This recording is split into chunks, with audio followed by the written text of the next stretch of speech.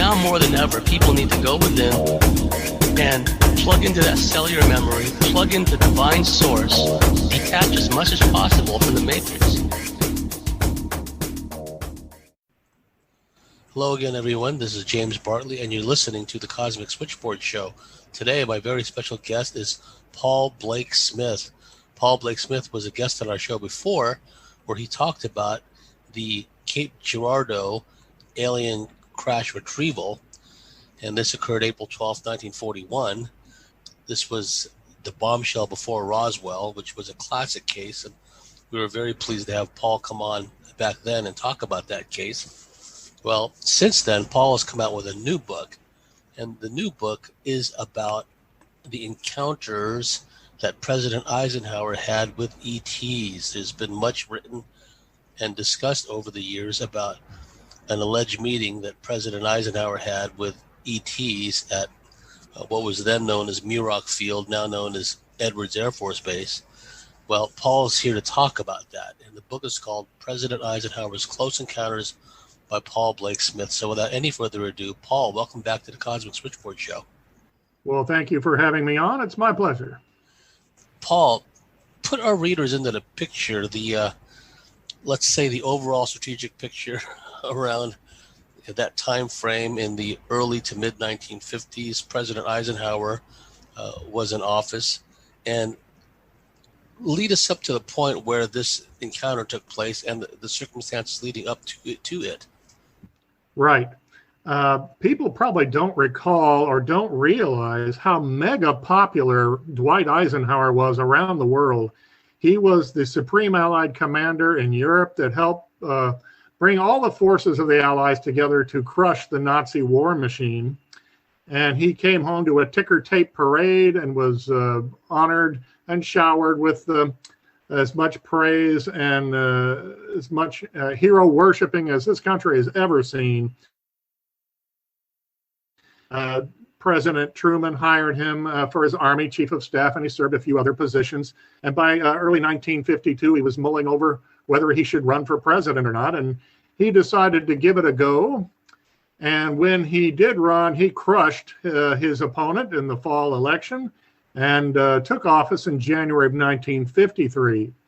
So riding high in the polls, Eisenhower further endeared himself to the American people by wrapping up the Korean War in the first year of his presidency.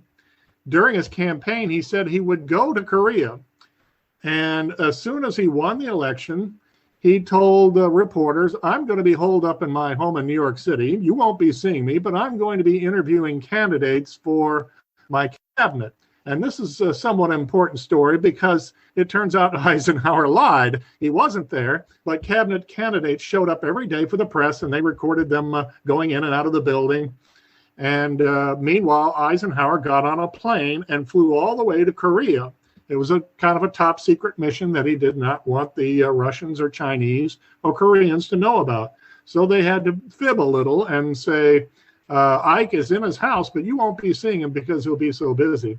Well, that was a clue that we have that Eisenhower knew to keep the press distracted. He pulled off the meeting and he came back to America safe and sound and had a successful first year of his presidency. And then by February of 1954, he went on a hunting vacation to Georgia, and then he went back to Washington, D.C., and just a couple of days later flew on the 17th of February of 54 to Palm Springs, California, supposedly on a golf trip. He just wanted to relax and play golf. Now that seems more and more dubious considering Eisenhower was obsessed with the Augusta golf course. He had just been in Georgia. He had played it like dozens of times, so much so that his supporters built him a house on the fairway out there. And now he thinks he has to fly 2,500 miles to the desert of California out in Palm Springs just to play golf for a few days. When you think about it, the cover story was pretty lame. But that's what they did. And by Thursday, the 18th, he was golfing with some friends and he allowed the press in. But after that, he said, no more press. The president wants to golf without being recorded. So they were just told for a while that he was out golfing. And on the 19th, he apparently did go golfing. We think it's him. But that night, the press was distracted by a well-organized party at their hotel in Palm Springs. That's the night I feel that Eisenhower slipped away from town, using that party as a diversion to keep the media occupied. And he flew all the way to Edwards Air Force Base, sometimes referred to as Muroc, which was its old name. And he managed to go there and get back maybe around midnight or later without being detected. And no one was the wiser. Or were they? Reports started seeping out in the days and weeks afterwards, these rumors that Eisenhower went out to the air base to meet friendly extraterrestrial beings who had landed. And this was even reported on the air by Frank Edwards, who was a very popular mutual broadcasting system reporter. He was almost like the Art Bell of his day. He reported a lot of UFO stories, and he had a listenership of apparently over 1 million people. And apparently he talked about this story that he'd been hearing. Eisenhower went out to an air base and he met with landed aliens who came down in 5 different ships. It's a pretty wild story, isn't it? I mean, your first reaction is, oh, come on. But the more I keep piecing together on this story, I feel it really did happen. He swore everyone to secrecy, made it back to Palm Springs, and played golf for the next few days. And then he flew back to Washington, D.C., and he, in a sense, got away with it, in the short term anyway. What was the exact date of the cover story party / alleged trip to Edwards? Again, what was the date, Paul? Friday night, February 19th, 1954.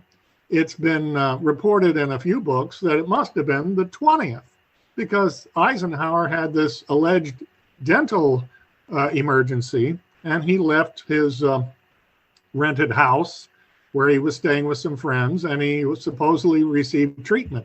And for many years, people thought that story must be the night he was out with extraterrestrials, and it is not. I looked into this pretty closely and talked to a woman who spoke to a woman who was at the Smoke Tree Ranch, which is where Eisenhower was staying. And Eisenhower really did have a dental emergency Saturday night, and it took several hours for him to get treated. So that's not the night of the alien encounter. It was the night before, the 19th. That's interesting, because we're getting quite close to the anniversary of all this, too. Right. Now that you mention it. What were some of the primary and secondary sources for the story, Paul, and were you able to piece that all together? Over the years, it's been reported, if you have Ancient Aliens from the History Channel in Australia or anywhere else, they reported on this. And something called MUFON Hangar 1 has done a segment on this. And Alien Files Decoded or Declassified or whatever they call it, they've all done a little segment. And you think, wow, this is like the biggest story ever. Where is a full-length book? Where's a documentary or a major motion picture on this?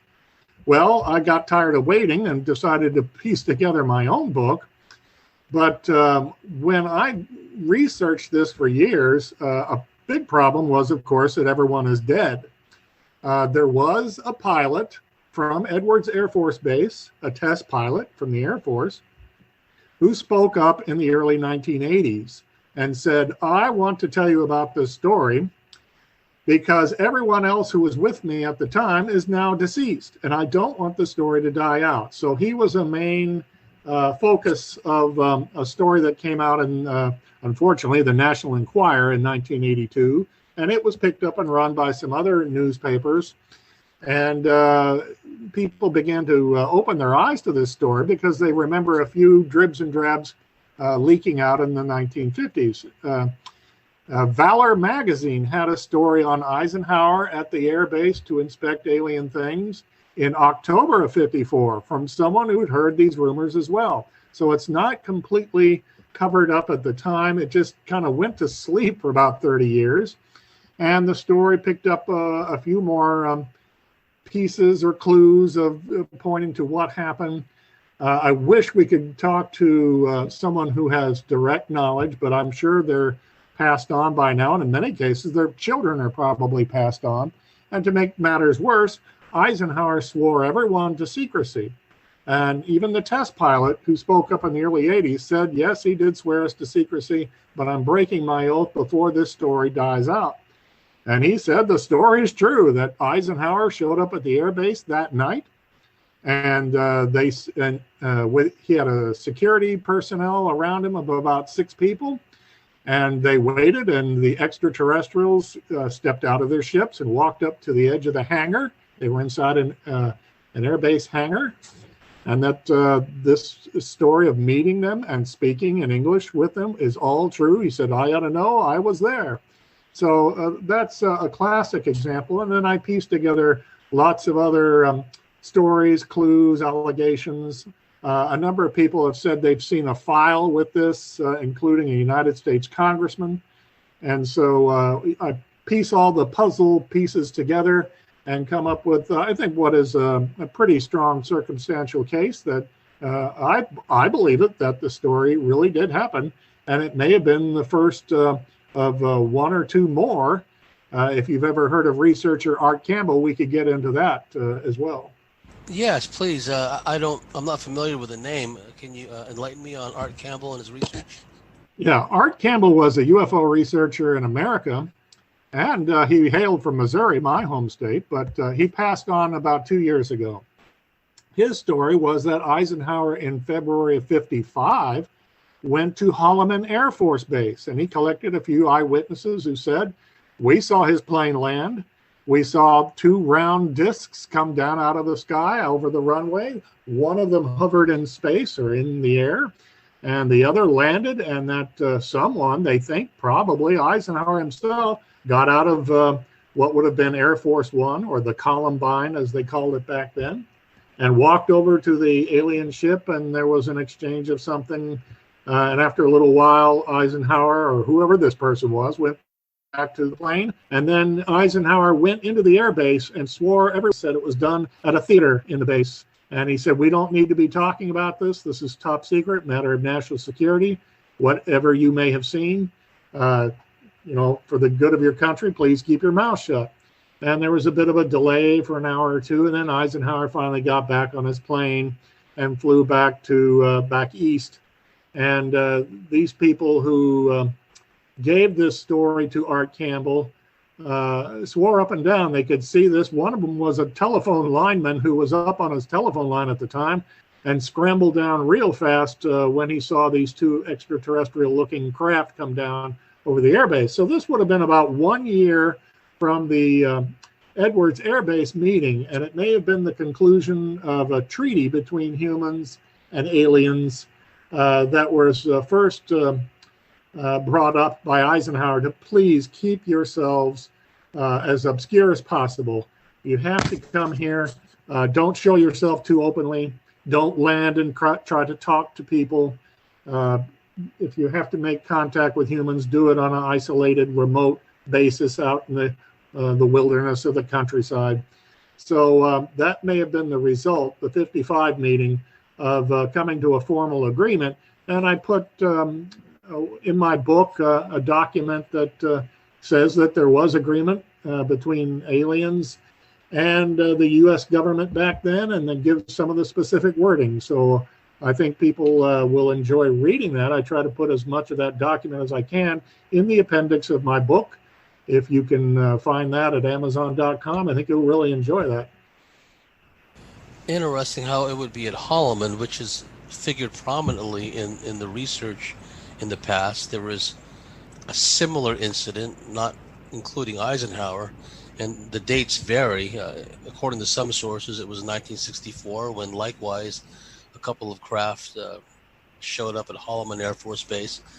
Apparently there was an agreement to return alien bodies that had been recovered in the various alien crash sites over the years. And then another version of the story says that the aliens showed up in 68, but Holloman could have been one of those places like Edwards where, if not frequent, at least these would have been places that had the security and had the personnel required to pull off these kinds of encounters. Now, another person who figures in the research, and I don't know how much you delved into this particular story, but one of the ways that I first found out about the Eisenhower alien meeting in '54 was through reading Meade Lane's work. He was I think the president of Borderlands Research, something along those lines, and apparently, for whatever reason, Right. it was decided he was to be brought to Edwards to witness this. Could you elaborate more on Meade Lane's story? Right. Newton Meade Lane was a man who ran a paranormal research facility called Borderland Sciences. And he did not actually go to Edwards Air Force Base, but he made contact with a gentleman who did. And naturally, this guy's name escapes me. If you can jog my memory, he was an older man. He was into paranormal research, and he wrote a letter that's now famous, typed it up when he got home in April of '54, and said that I was at the Air Force Base. I made the trip from Los Angeles in the company of 3 men, and he named them.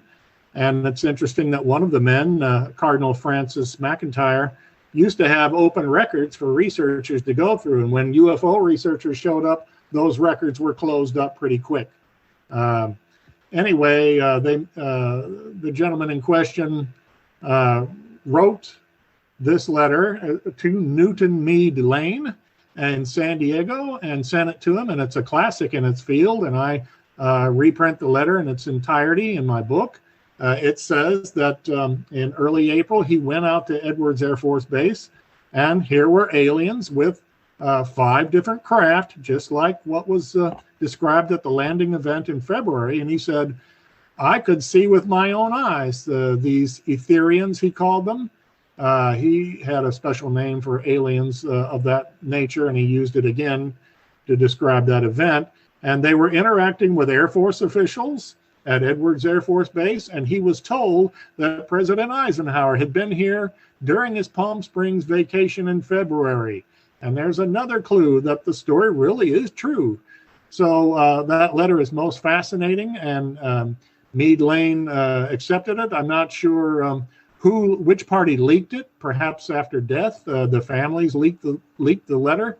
But I recommend, if you're looking into this story, reading this tale that this man printed up on 1 sheet of paper and mailed probably as soon as he got home. I would think he wanted to get the memories down while they were still fresh in his mind.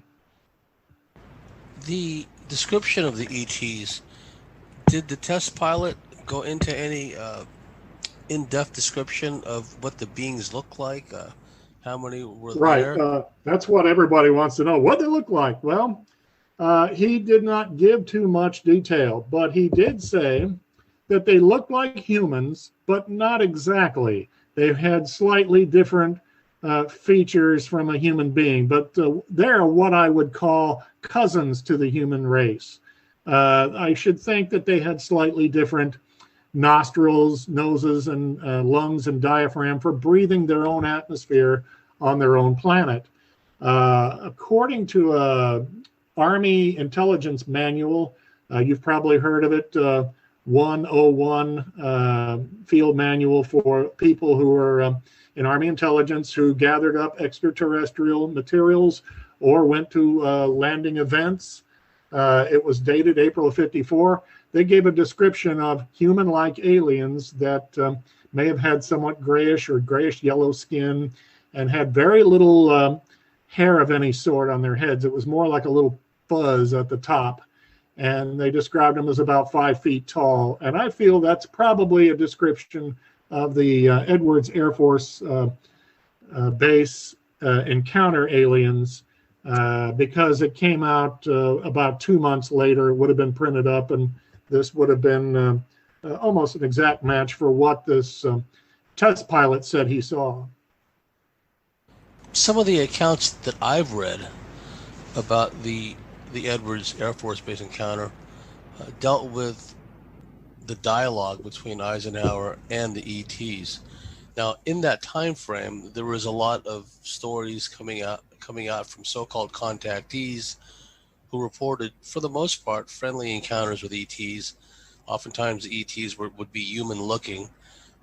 The people would be invited onto the craft, given a guided tour, shown the technology, and they were oftentimes left with messages or imparted with warnings. And one of the warnings often had to do with the development of atomic weapons. They used to call it in those days atomic weapons and hydrogen weapons. And some of the lore, correct me if I'm wrong, arising out of the Eisenhower ET meeting was that the ETs had asked Eisenhower to halt the development of nuclear weapons because it was having an impact on all these other dimensions, not just in our own. Do you have anything to add to that? Did you hear anything along those lines? I did exactly. I think you hit the nail on the head, and probably the entire reason why aliens would make contact face to face and try to reason with the man in charge. And that would have been, of course, President Eisenhower, leader of the free world, president of the United States, head of the military, and who authorized all these atomic bomb tests. Now, there was one planned for early March, like March 1st, and it was a gigantic mess. Eisenhower went on with that atomic test, despite what he learned from his alien friends in person.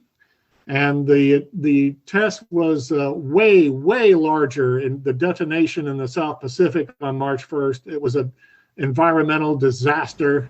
There was contamination, radiation fallout in the land, the sea, the air, the fish. Some Japanese fishermen got terribly sick, and it started an uproar. And Eisenhower soon lost some of his popularity around the world because they thought this was pretty reckless. The American response to it was pretty slow. That was the Castle Bravo explosion, an atomic bomb test in a small island in the Pacific.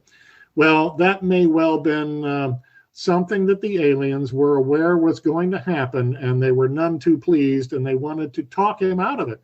He had this Castle program, which was a series of atomic bomb tests that were rather recklessly going off in the atmosphere, in the land, under the ocean, just crazy weapons testing that we have not seen in like 50, 60 years, thanks to a test ban treaty put together by President Kennedy.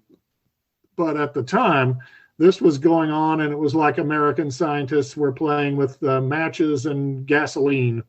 And this had to have been deeply concerning to the aliens, and that's the research that I found also. They wanted to talk to him about, could you stop doing this? Eisenhower was also arming the world. He was into manufacturing atomic weapons and then shipping them overseas, putting them on American battleships if necessary, and putting them in foreign countries. And this escalated the Cold War. The Russians did the same, the British to some extent. And so this was probably quite alarming to any friendly and concerned alien race monitoring us from a bit of a distance. Castle Bravo was described as a runaway. It had a yield far in excess of what the developers had thought. And it basically obliterated the whole island. Like you said, the fallout was just tremendous. The Japanese fishermen, all the American servicemen that were there were exposed. It was just an outright environmental disaster. And you know, the scary part is, Paul, was they were planning a whole series of these things. Incredibly, he went ahead with it, even though they asked him not to. Even though the Castle Bravo was a disaster, the testing went on until the middle of May of '54. Nothing was going to talk him out of it. This should be placed firmly in context because, and I'm glad you brought these issues up, Eisenhower being a military man, only later on, with the advent of the Kennedy administration, et cetera, did we have this notion of flexible response as far as a graduated response leading up to and including the use of nuclear weapons. Whereas in Eisenhower's time and within the ranks of the military at the time, there was this concept. It wasn't so much overwhelming force. It was a concept of we will use the weapons we have at hand to affect the decisive outcome. And to the point where, like you said, they forward deployed nuclear weapons to Guam, Anderson Air Force Base. They made contingency plans in case the Chinese walked out of the Panmunjom peace treaty talks and developed a new round of hostility. The Americans were ready to start nuking the Chinese industrial base. I mean, people don't realize just we were closer to nuclear war in the 1950s by far than we were at the Cuban Missile Crisis, because the Soviets backed down in the Cuban Missile Crisis. There was really no chance of a nuclear meltdown, but the odds were more likely that nuclear warfare would have occurred in the 1950s, because America was coming on the heels of victory on a two-front war in World War II. And, quite frankly, they were feeling their oats as far as, we're not going to put up with any kind of nonsense from these communists. If it comes to it, we're going to use nuclear weapons. And I can see how the aliens would be really alarmed by that fact. I quite agree. Eisenhower really stepped up production of atomic weapons and testing. There had been plenty done during the Truman administration, to be fair. And Kennedy saw this and, he realized this is madness. But when the Russians saw all of this proliferation of arms, they started stepping up their testing and they're moving atomic weapons around. And that really did lead to that Cuban Missile Crisis with our Jupiter missiles in Turkey and such that came to a head in October of '62. Eisenhower apparently told the aliens at the encounter of February 19th, '54, I'm not going to disarm unilaterally. I want to see other nations disarm. So he kept up his program and nothing was going to talk him out of it. He thought it meant American strength. Another point about the meeting between Eisenhower, the initial meeting, as far as we know, between Eisenhower and the ETs, was there's been some talk brooded about that the ETs at some point wanted to reveal themselves en masse, and Eisenhower thought this would not be a good idea. In hindsight, he was probably right, considering all the issues coming up with communism and everything else, and the world trying to heal from a ruinous world war. What are your thoughts on that? And is that something that came up in the discussions, as far as you're aware, too, this notion that the aliens were going to start to reveal themselves en masse to the public? And also, if you can also elaborate about what details have emerged as far as this treaty between that particular group of ETs and Eisenhower and the Americans. Eisenhower was really impressed to a fault by this meeting with aliens. They came down in 5 craft. 3 were said to be circular or, flying saucers, and 2 were cigar-shaped. And at one point, the aliens said, we'd like to begin an education program for the people of Earth to let you know that you're not alone and that we're here. And I don't know if they talked about other races, but they decided to put on an aerial show for the president. Here's what our ships can do. And they were quite dazzling and outstripped anything that we have in our skies. Eisenhower knew this would be most unsettling to the American people, and that if they saw this going on rather openly, they would be frightened. There would be many people who might just literally panic. Others would maybe even worship aliens. You never know. Eisenhower was a very conservative Christian gentleman. He even had himself baptized in his first month in the White House. No other president had ever been baptized before. He went to church the next Sunday to show his continuing faith. So he did not like the idea that the aliens would be showing themselves and their craft, and that people would be paying less attention to work and school and religion and hobbies, and could see that this was not going to fly. Next came something else that the aliens did that really rattled Ike, and I think it was the last straw. The aliens overplayed their hand. They showed how they could manipulate their appearance to make themselves invisible, probably through cloaking. They were here, according to the test pilot, and then they disappeared from our sight, and then a few seconds later, they reappeared.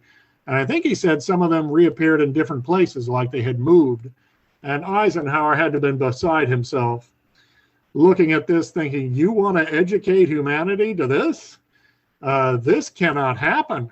Can you imagine spies, murderers, thieves, rapists, all sorts of devious people learning this ability to cloak themselves and get into boardrooms and bedrooms and banks and just anywhere they want to go, slipping in unnoticed?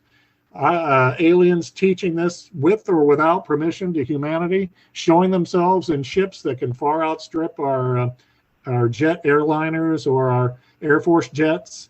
So he thought, this cannot be. You're going to have to go and not show yourself. And that led to the parameters of an agreement. The aliens wanted to come to Earth, apparently, and study our plants and animals and people, as you would if you came from any other race of beings or any other planet. So I believe the agreement included finding an air base, which apparently was out in the desert of Nevada, and to be allowed to land and come and go and study in a kind of scientific lab. And in exchange, the aliens would provide some technology to humanity. I get this from a document that I included in the appendix of my book. I believe it's very likely what Eisenhower negotiated over a one-year period and came back to Holloman Air Force Base, which was a much shorter trip across the country, it should be pointed out, also a remote desert air base, in 55. And they came to this agreement that as long as the aliens were friendly, they would be considered acceptable ambassadors or diplomats from another world. And as long as they continue to provide American scientists with new concepts and new technology, they would be allowed to come and go here. But for the most part, Eisenhower's main concern was, don't set off a panic. Don't start a social revolution or a chaos and have the stock market go south and have people quitting their jobs or schools or mass invading an Air Force base that they think aliens are at, whether they are or not. It just would have been nuts if the aliens had been allowed to appear here quite openly. And it may well still be that way to this day. The implications would have been profound. And what I like about your research, Paul, is you place all this within the historical context of the times. You talked earlier about the development of what they called atomic weapons back then, nuclear weapons, and then going forward, hydrogen weapons. But there was also talking about infiltration, subversion of spies and what have you. Right around that time frame was a series of spy scandals where particularly the British military intelligence foreign ministry nexus had been deeply penetrated by Soviet moles for decades. And then we started having stories coming out about atomic espionage, and how the Soviets had infiltrated the Manhattan Project going forward. So Eisenhower definitely would have had all this in mind. If these beings can become invisible and perhaps even assume some kind of guise when they were visible, that just opens up a whole can of worms that he didn't want to have to deal with. And also the notion of the invisibility, because the accounts that I read about this stated that Eisenhower was shown this invisibility capability by the ETs, and he would feel the craft. He could feel the presence of the craft by touching it, but it simply was not in the visible spectrum. And apparently he became quite upset by this. Being a military man again, the implications were profound. How does this play with radar? How does this play with ground-air intercept and air-to-air intercept? It must have just did Eisenhower's head in to have to ponder all the imponderables, Paul.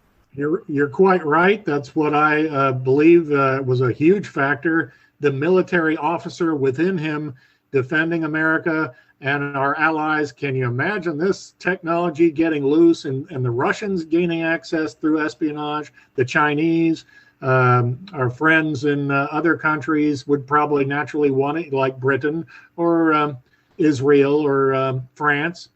it was something that he felt like, oh, we've got to keep a wrap on this. This is just dreadful, the notion of what could happen.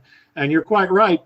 Remember Colonel Philip Corso, who wrote The Day After Roswell, passed away some years ago. He wrote that the CIA was being heavily infiltrated by Russian intelligence in the 50s, and that he warned the Kennedy brothers in the early 60s, don't trust the CIA, don't run secrets by them. They have been infiltrated.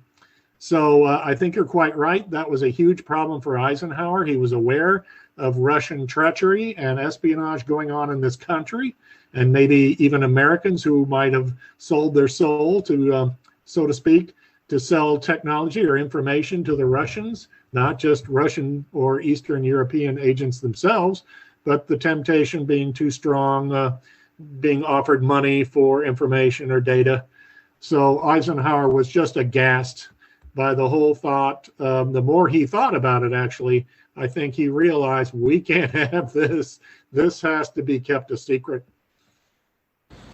What's also interesting is I'm sure you've come across the Majestic Documents by the Wood father-son team, Robert and Ryan, I think their name is. And being a student of the Second World War myself, I really don't have any problems with a lot of the information that's come forth from the Majestic Documents, because a lot of the high-ranking military and scientific engineering personnel would have been actually the exact types of individuals they would have needed to oversee such a project as the reverse engineering and analysis of recovered alien technology. One of the documents in there was from 1947, at the time of Roswell.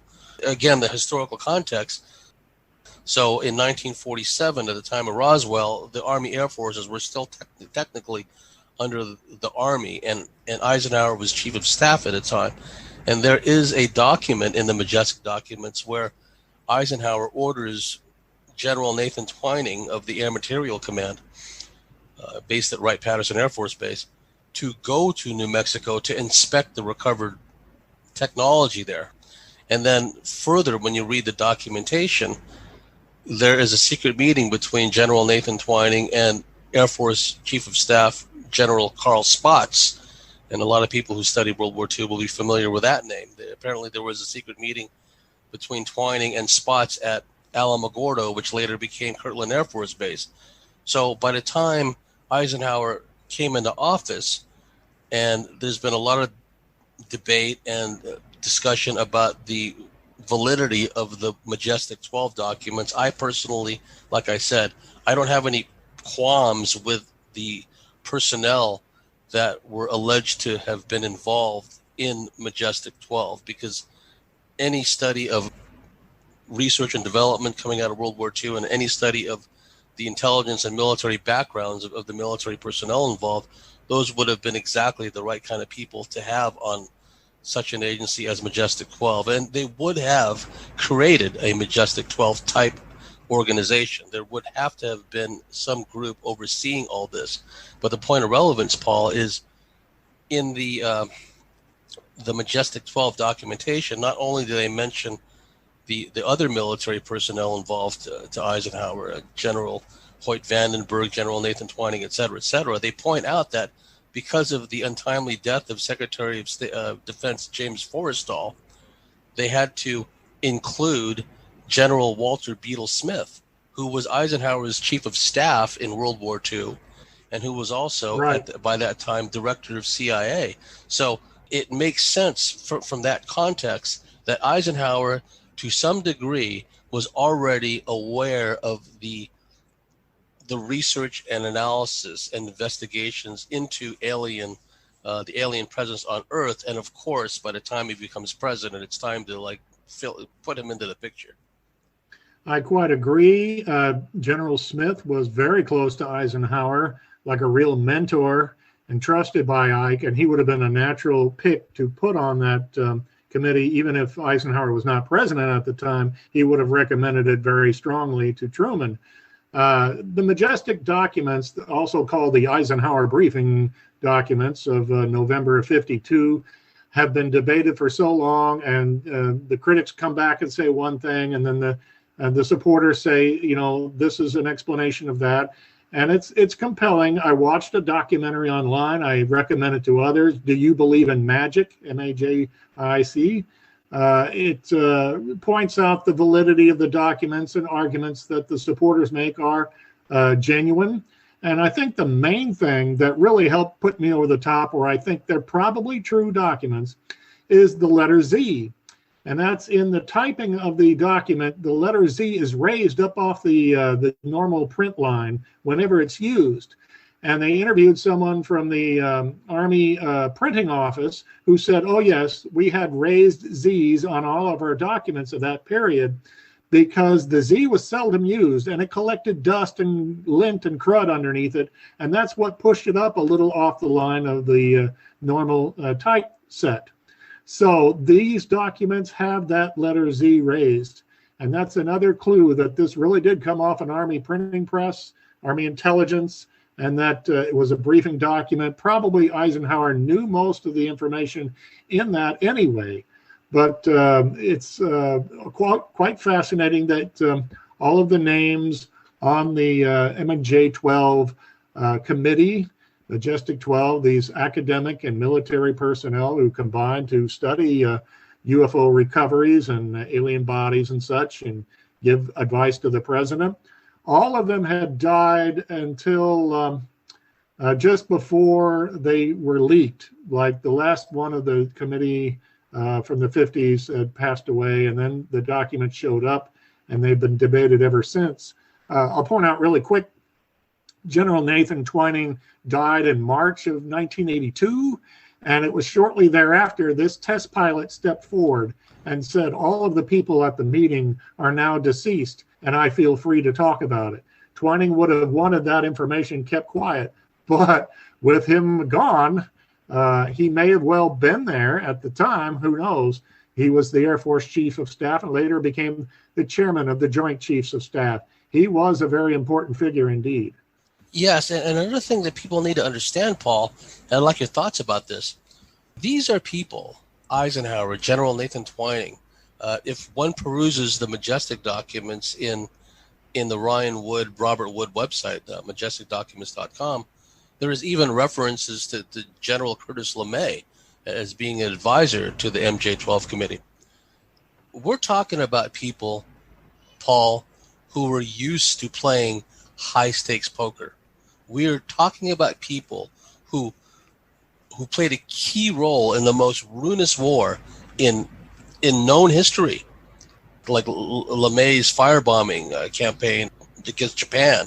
Nathan Twining was the commander of 15th Air Force in Italy, and during his stint in the Pacific, he floated around for about 6 days when his plane came to grief, and he was floating around the Coral Sea somewhere, okay, trying to avoid sharks and Japanese patrols. And then when you read some of the declassified documents during the Korean War, this is when Twining was chief of staff. He'd succeeded General Hoyt Vandenberg by then, and he's sending messages back and forth to General Curtis LeMay, Strategic Air Command.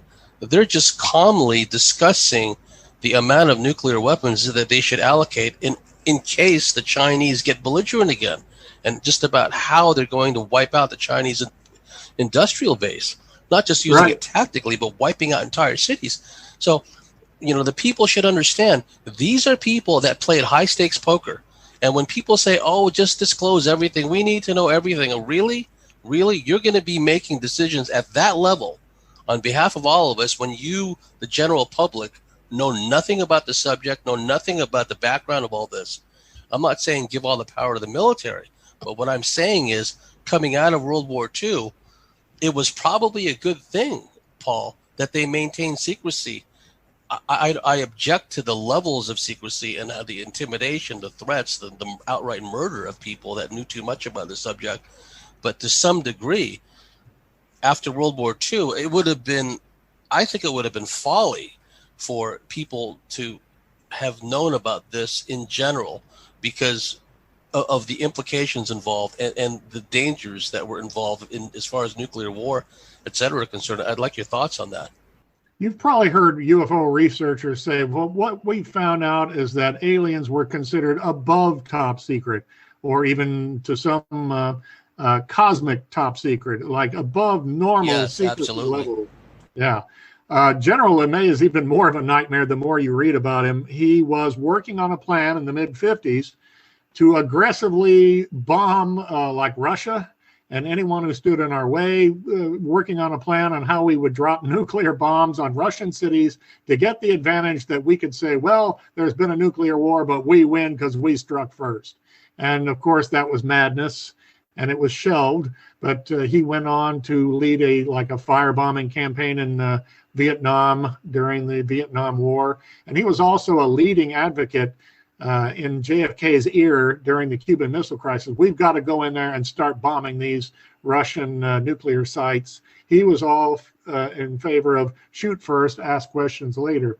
So this was one of the advisors to a president in a more peaceful era. It's kind of frightening what he was capable of pushing and promoting and planning. I don't know how much input he had on the alien issue, but it's possible that he did have access to the MJ-12 committee and influenced them in some manner. I wish he did not, but in those days, people thought we could just explode all of these bombs and get away with it, and they just don't understand radiation fallout, chemicals in the air, encircling the atmosphere of the Earth, that to this day we haven't dropped a bomb in war since World War II. And they're just very, very environmentally unfriendly, to put it politely. Well, they came away with all the wrong lessons, Paul. It's like they came away with a notion that, well, atomic bombs are just another weapon in the inventory. No different than artillery shells or firebombing or naval gunfire. It's all the same to them. And I hope that people don't misunderstand me when I say that on the one hand, I can understand the secrecy. But on the other, it was just the mindset of these military people when they did recover the craft and they did recover the technology, and then this exchange took place between certain ET groups and deep elements of the military and what became the huge aerospace corporation cartel.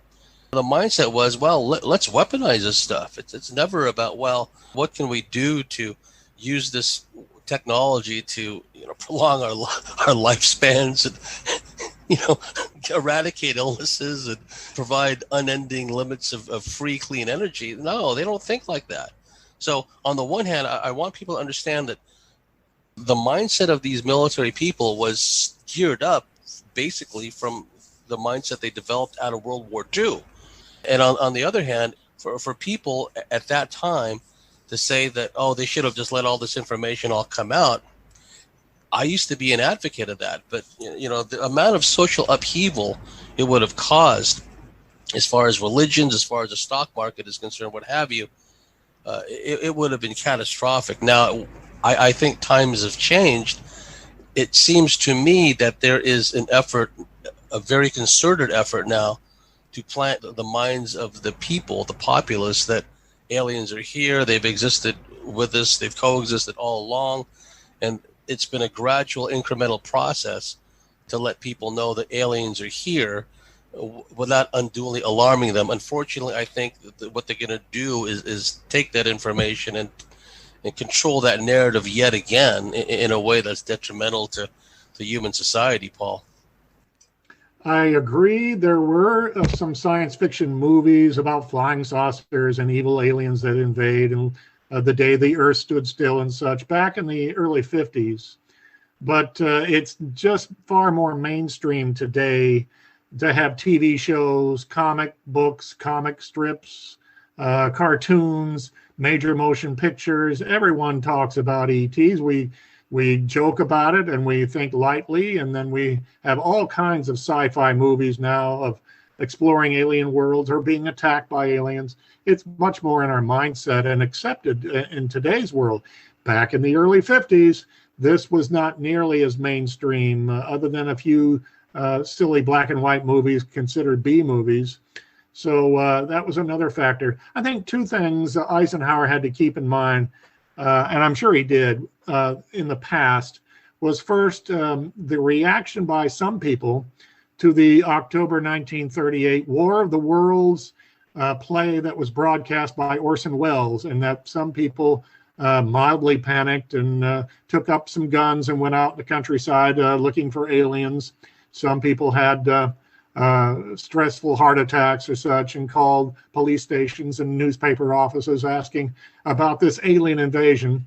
They were a small minority, but still, it gave people an example to this day that some folks might panic. They just don't take kindly to the idea of aliens landing. And Eisenhower had to have had that in his mind, that people would panic if he openly spoke about this encounter or showed it on television.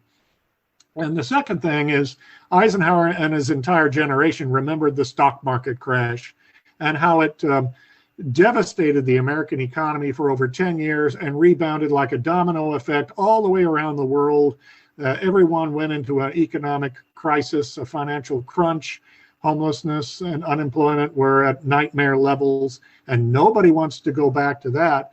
You have to keep the stock market on Wall Street in America calm and pacified and chugging along, and not let them be upset and have any kind of crash event.